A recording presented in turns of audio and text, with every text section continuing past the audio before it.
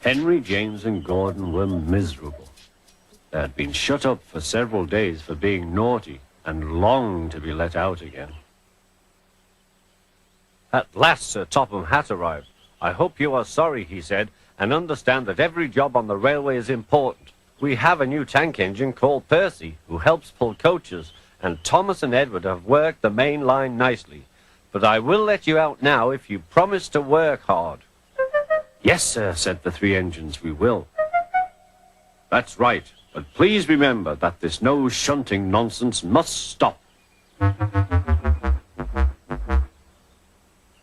He then told Percy, Edward, and Thomas that they could go and play on the branch line for a few days.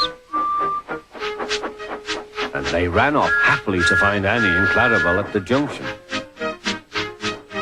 The two coaches were so pleased to see Thomas again.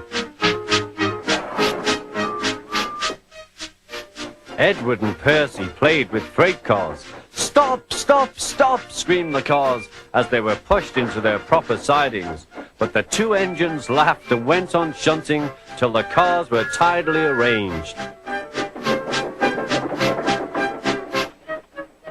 Next, Edward took some empty cars to the quarry.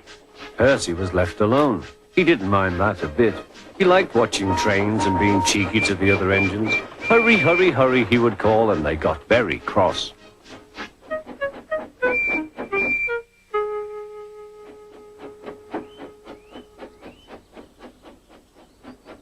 After a great deal of shunting, Percy was waiting for the signalman to set the switch so that he could get back to the yard. He was eager to work, but was being rather careless and not paying attention. Edward had warned Percy, "Be careful on the main line. Whistle to the signalman you are there." But Percy didn't remember to whistle, so the busy signalman forgot him. Percy waited and waited. The switch was still against him, so he couldn't move. Then he looked along the main line.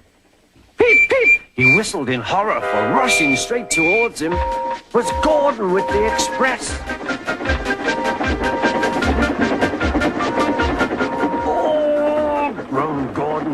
"Get out of my way!"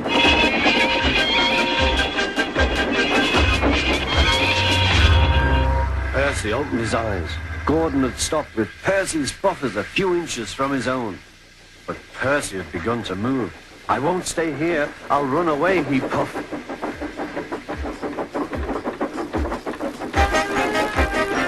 He went straight through Edward's station and was so frightened that he ran right up Gordon's hill without stopping.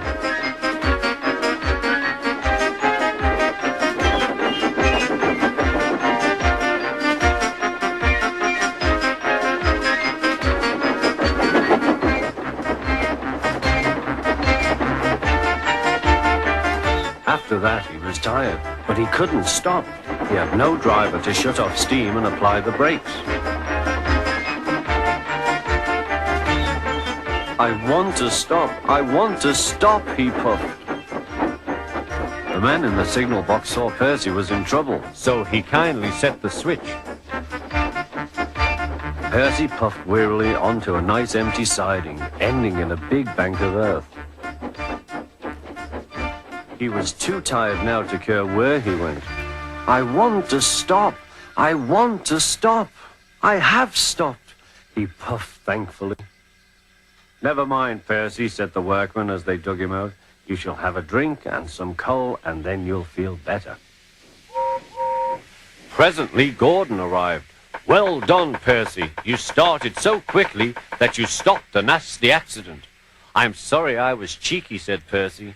"You were clever to stop." Then Gordon helped pull Percy out from the bank. The two engines are now good friends, but Percy is always most careful when he goes on the main line.